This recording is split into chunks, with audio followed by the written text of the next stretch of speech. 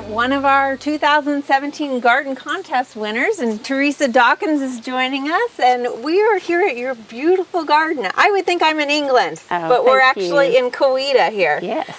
So can we go ahead and take a look and go inside and see what you have? So Teresa, your garden is just lovely. I mean, where do we even begin with all the color here? You have so much color. Well, it is pretty colorful. My favorite colors are blue and purple and white and pink. Ah, very nice. So you got a lot of those colors incorporated in here. So you have a lot of perennials, I'm seeing. I do, yes. Is that kind of your specialty, or? Well, it is. I like things that come back for the cost factor, for one thing. And it's always exciting to see them come back every year and what will come back. And then sometimes you think, that's not going to come up this year, but most things come back. So you also have quite the annuals with your pots and stuff like that. Yes. Now, you were telling me you actually raise your own pansies here. I did this year.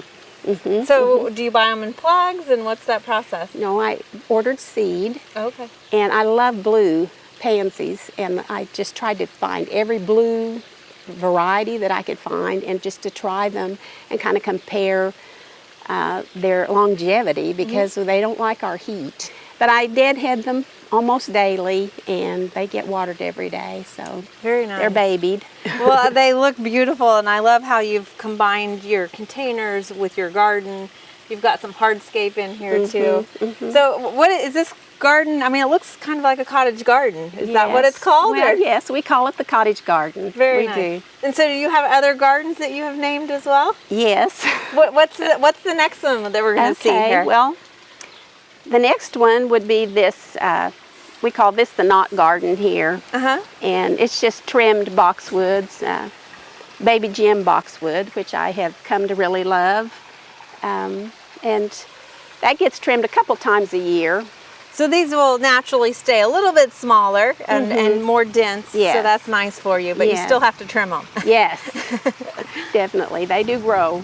Well, a lot of times we think we can't do this style of gardening here in Oklahoma, but you're proving us all wrong. You have to choose the plants that will make it in Oklahoma. Right. But sometimes I push the lines on that, because I really love foxgloves, and I can manage to grow foxgloves, and you just have to figure it out to get the right timing, but I do enjoy those. Well, we all know Oklahoma has its little microclimates. Yes, it does. And differences. Now, this is a fairly new garden that we're coming into back here, right? Right. How long has it been in? This is its second summer. Okay.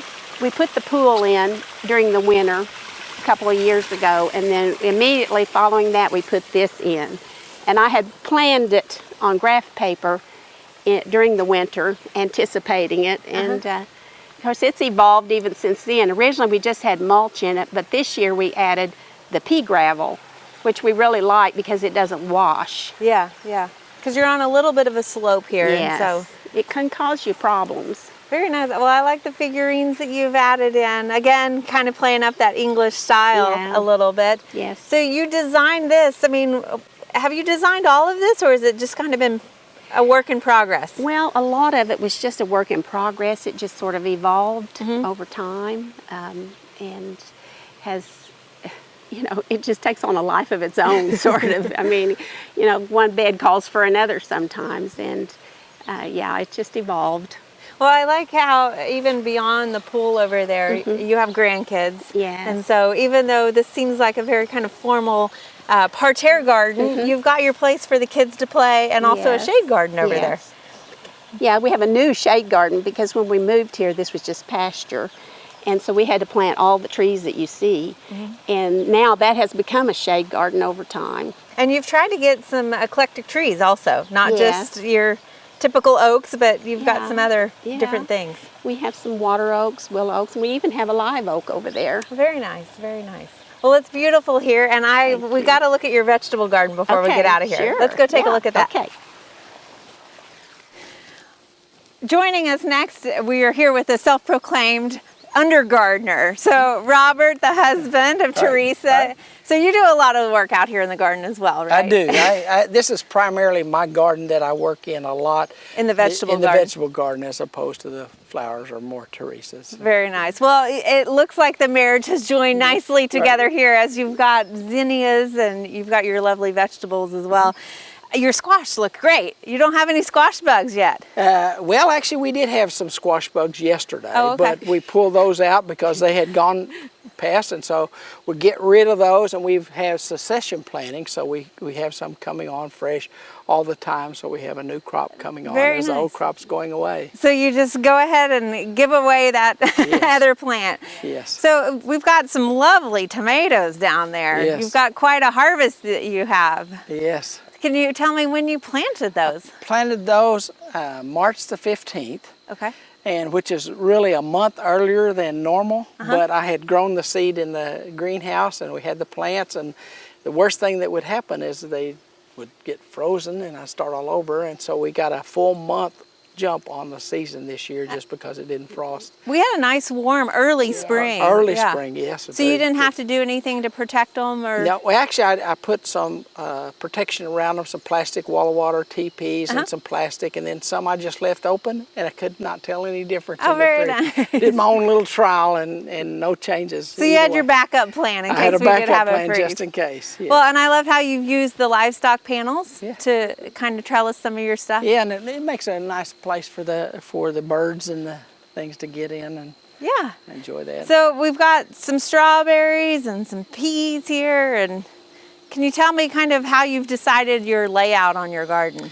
Well, we just laid it out to fit the space initially, Okay. and then wanted to have walkways where we could go through and walk and tend the garden. So generally the beds are about what you can reach over without having to walk in and compact the soil. This bed here had strawberries until just a few weeks ago, and we tilled them up and replanted and moved them over, so we have some crop rotation, and I think the soil had been kind of expended here, and so we now put peas and okra back in its place. Oh, very nice. We added compost to Okay. both these beds too. To kind of get it Yes, going a this- little This bit. soil is pretty dense, and so we added the compost to, loosen it up and give it a little more nutrition. So now which one of you are the cook that gets to use all of these produce? Primarily Teresa is the cook. And Very- the canner. So you do canning as I well? do a little canning, You've yes. got quite a few over there that I you're going to have know. to get after. I've already canned these beans Oh, very. earlier. Very good. And I love how you've used the bamboo poles also to kind of create those TP trellises Right. and stuff. Yeah. It's nice to have those vertical elements in a vegetable we think garden. Just because it's a vegetable garden doesn't mean it can't be pretty. And so it fits into the style, and so when you pull up in front of the garden, you can see that. Kind of gives it a little bit of texture and in the background. So, all right. Well, thank you guys for showing us your garden. It is beautiful, and I feel like I'm in England right now instead of Coweta. But Thank you. We want to thank everyone who entered our Viewers Garden Contest this year. Every garden was beautiful and special, and we are grateful that you shared them with us. And we're already looking forward to next year's contest.